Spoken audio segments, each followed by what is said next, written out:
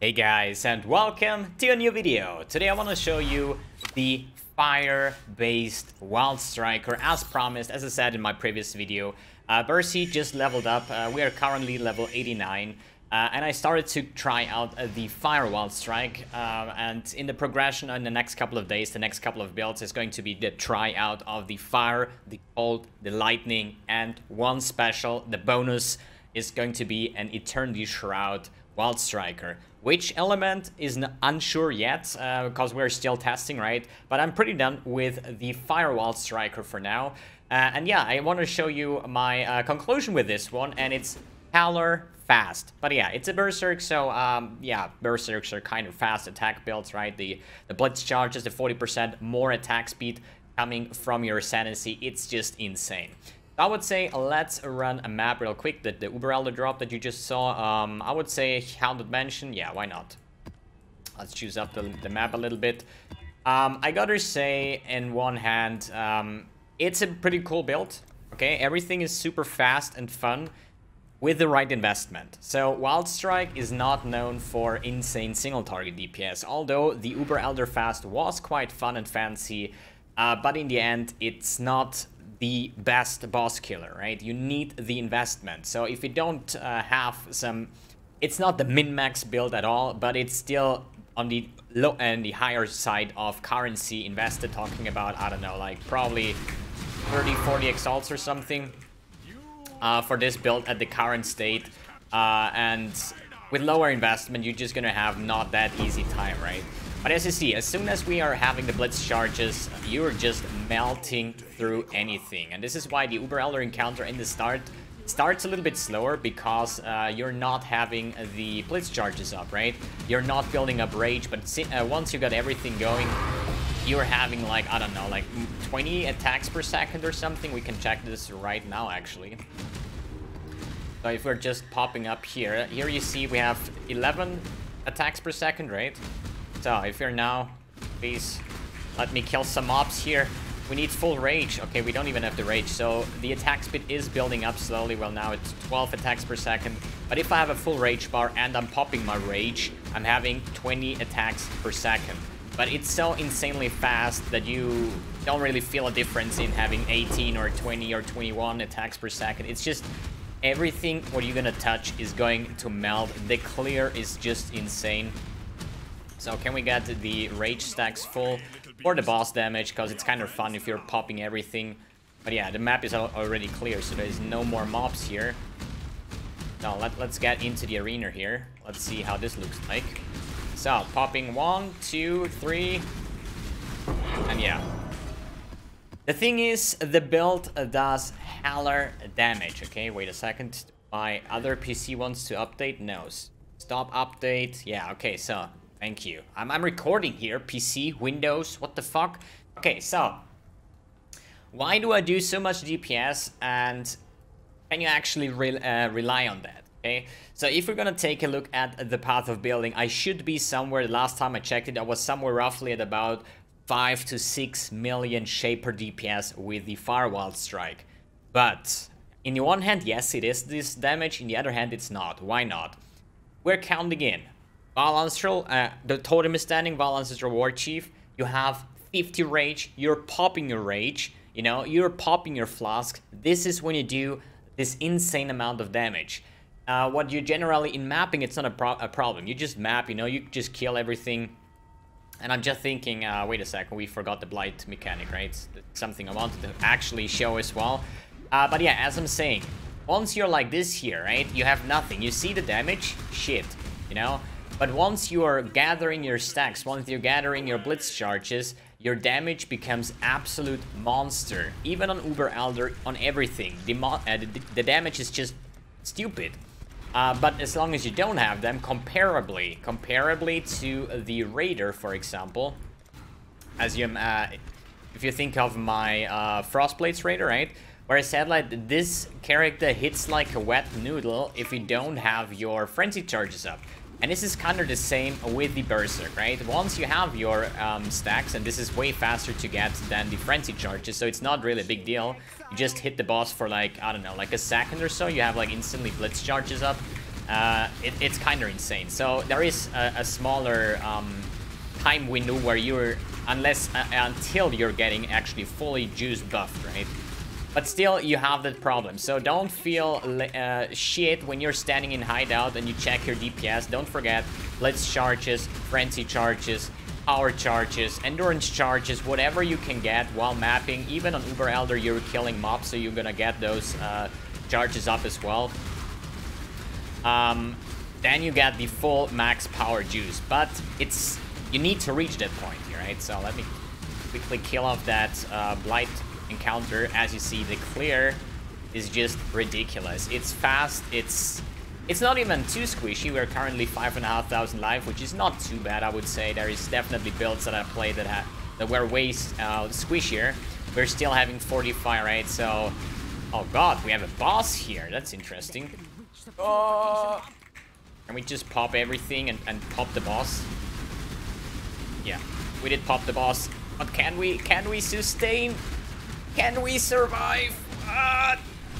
Easy clap. But as you saw, this is a tier 16 boss in a blighted mechanic, right? Tier 16. So these bosses do have quite some life and they do hurt quite a lot, right?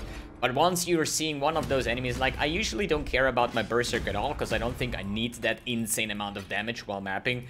But I still have it on my right click here, so as soon as I see something like a blight map boss, I just hit right click and I'm just like overpowered until the end of days, you know? It's actually insane. But yeah, there you saw the map showcase. Pretty fast mapping. Uber Elder done. Current level 89, which is not even high. I would usually finish a build on like 92, 93. So there is still a lot of points here that we can gather here, right? For example, the Brutal Blades. Then we can go up here. The melee cluster that I'm completely missing at the moment. You can build up to the Strong Arm. There's so many possibilities, and you can still get more and more DPS out of it. But let's take a look at our gear, and first of all, I want to mention this, right? I said first, like fire, then frost, then lightning, and then we're gonna play an Eternity Shroud build.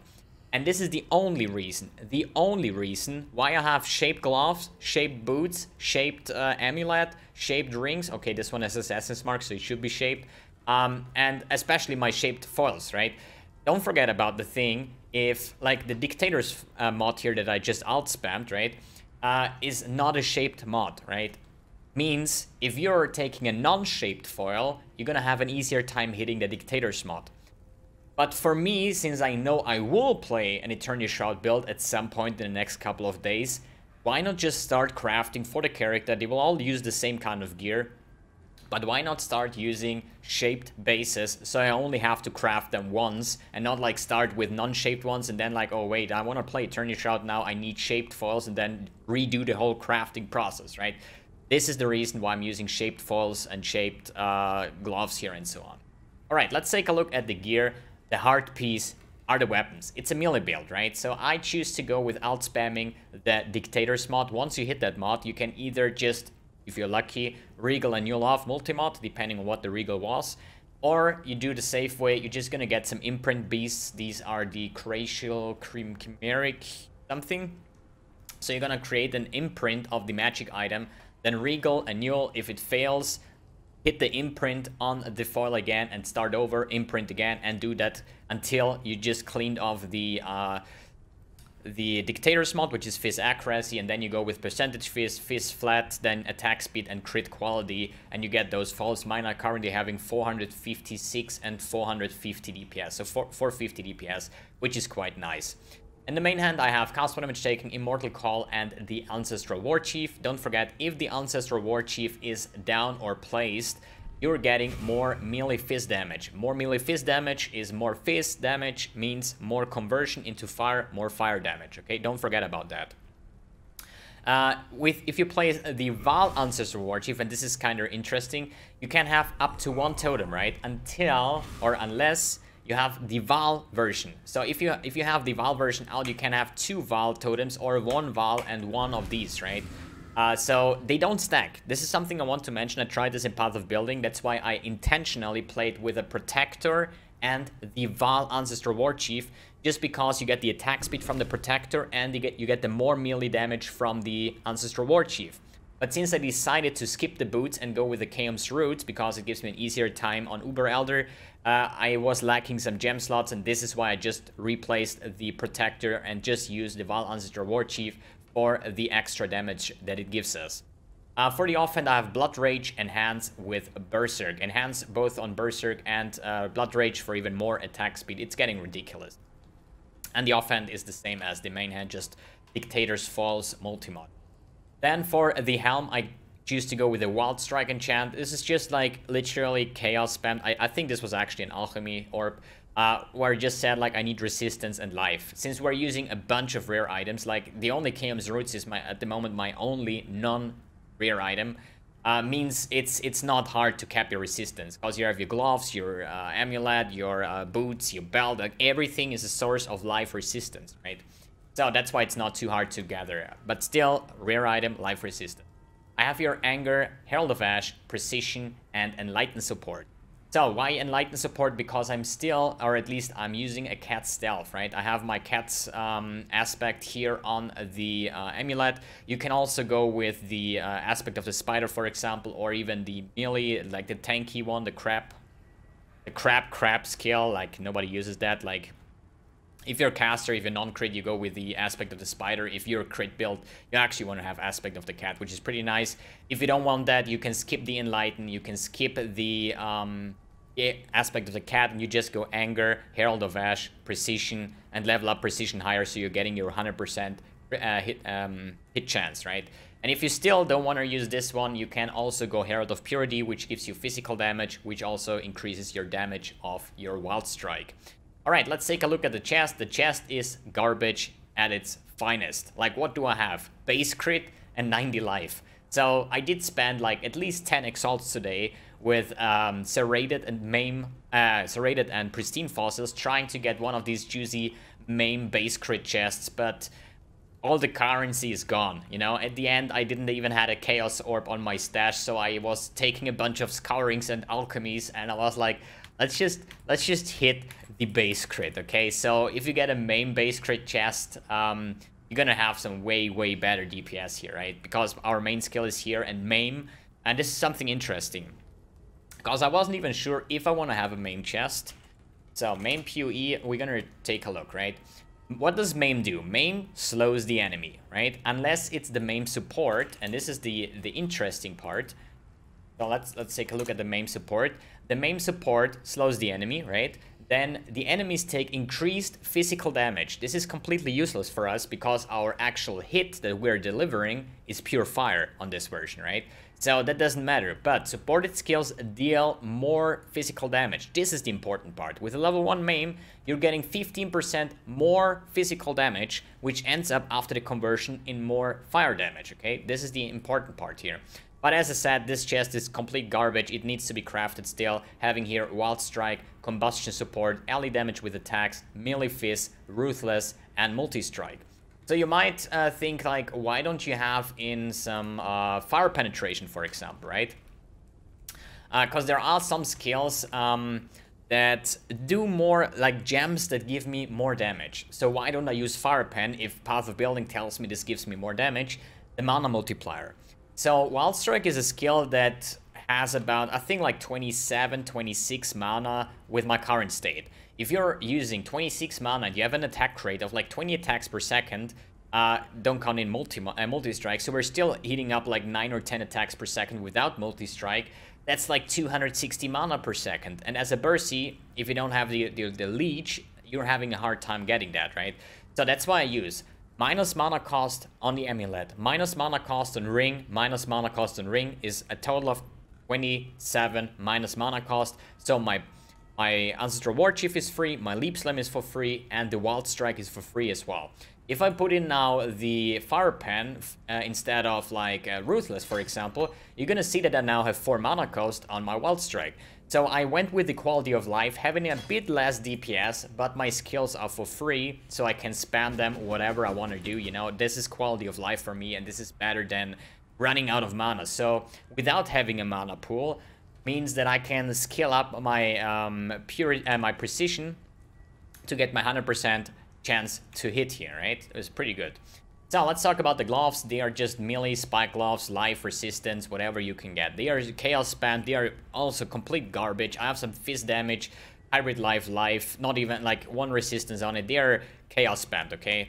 Nothing too fancy. A life resistance, fist damage, whatever you can get. Leap slam, endurance charge melee, 45 faster attacks. As you saw, the leap slam, once you have the blitz charges, is ridiculously fast, and therefore you're gonna have your endurance charges up 24/7. That's no problem at all. For the belt, it's life, ally damage with attacks, and resistance if you can get. With the jewel that I have, just chaos spammed. I got onslaught here, and fizz is extra fire, which is not bad for the build, but still attack speed, then multiplier, something like that with life is always good to have. As I said before, Chaos Roots, these are chanced ones because they're shaped. They are in preparation for the Eternity Shroud build. Usually you just take any kind of, with the enchantment, attack and cast speed is also quite fun to have here.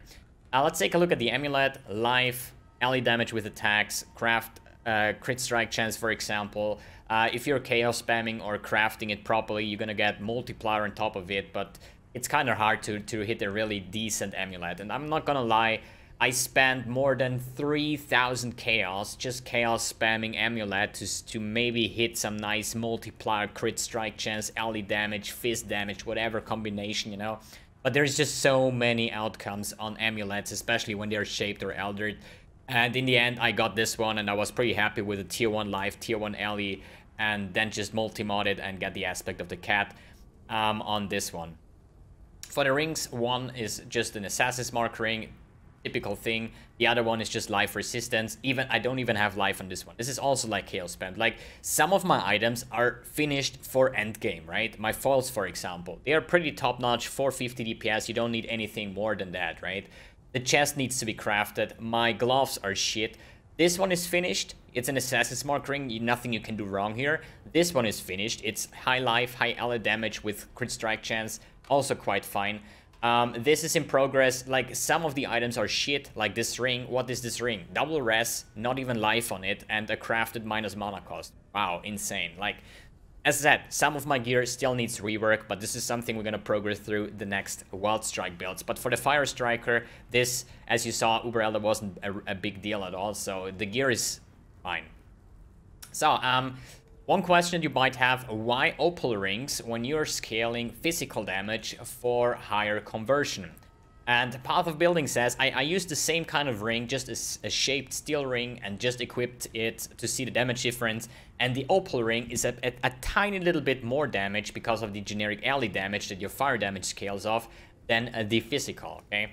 Just for explanation. So anything else that we need to talk about the gear here? Not really. Instant life flask with poison immunity, a cinder swallow urn for this juicy mapping. Lionized Roar, the 25% more melee fist damage that is getting converted into fire damage. Then we have an Aether's Promise. You can take anything else. I would actually take the, what's it called? The flask, Wise Oak. But I don't have fire resistance as the highest. So on the next build, on the cold Wild Striker, I'm gonna replace the Aether's with the Wise Oak because my cold resistance is the highest. And I want to have the penetration on it. And then a Diamond Flask. So now you want to think of, like, why no Quicksilver Flask, why no movement speed on boost, you're slow as hell, you know, and walking, yes. But since we're an attack speed based build, our leap slams will be insanely fast, so not even with the Queen of the Forest and the Quicksilver Flask, you will be close to as fast as the leap slam once you have your blitz charges up. Let's take a look at the skill tree. I went with the Crave of Slaughter and Rite of Ruin first, just because I know that I will not have enough crit strike chance while leveling that I can take good use out of Blitz. This came afterwards. Then we are having the 2 combat focus jewels that are blocking my lightning and my cold. So I only can choose fire here because it's a fire Wild Striker. And next one I'm going to block fire and lightning so I can get the cold Wild Striker. Here on the left side I have a Transcendent Flash, pretty generic cluster here for any kind of melee build. So we're getting the physical damage reduction, the strength multiplier. Then we are having here Lava Lash, one of the best fire damage skill points that you can get. Here more as since we're using foils, and this is something you can also do. You can use what's it called? The claws, right? Because we're having such an insane attack speed that we can get a nice use out of the life gained per hit, right? But if you're using claw, I would skip all of the left cluster and go up here, taking all the claw nodes and move into the shadow area, which is a little bit less tanky. But since I decided to go with the foils, which is the best DPS here, I can take all the sword nodes here on the left side, on the right side. Let's close this one. For the jewels here, I have one with a double multiplier for global crit strike, multiplier and melee and life. And the other ones, as I said, 2 combat focus jewels, 1 Watcher's Eye that is currently with only Physis Extra by Anger, and the Precision mod with a Flask Charge, which is super nice. Every time we deal a crit, we get a Flask Charge, so we're permanently having Flasks up, even on bosses, right? This is very, very good. I got this for 100 Chaos, so on this point, pretty sick. What rest to say about Soul of Steel, more physical damage mitigation, and 1 max resistance, super nice to have. Dual wield nodes all over the place here with Hound Edge and the equity. With those 2, I'm capping my hit chance to 100%. And yeah, that's about it, you know, so nothing too fancy. Path of Building link is in the description below.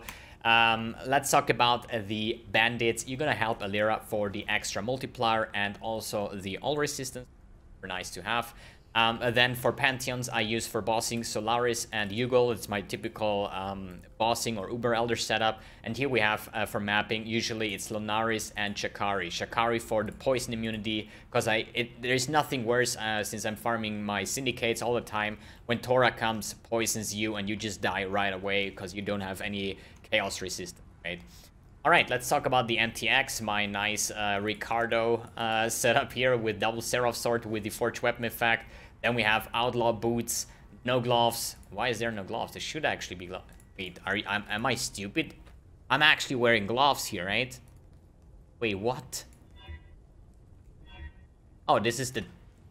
this is the typical Berserker gloves? Wait, what? Why does he have gloves? Insane. Okay, good. Red bandana. Vanishing die on the chest, otherwise we cannot be naked on this part, right? No footprints, no nothing. A very, very tight MTX setup on this one.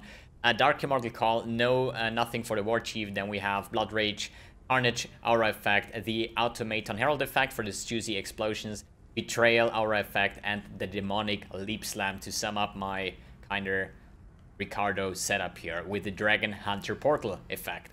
So, as I said, this is the first edition of the Wild Striker. In this terms, it's the fire one. You know what? Let's take off the aspect of the cat so we can look at this beautiful MTX. Next one on the list is going to be the Sentinel Weapon effect. And this, ladies and gentlemen, means we're going, if the weapon swap will finally apply, here we go. Now we're going for the Frost version of Wild Strike. So await the update and then we can take a look how this character performs. Is it better than fire? Is it faster? And so on. Okay guys, thanks for tuning in, thanks for watching, and see you in the next video.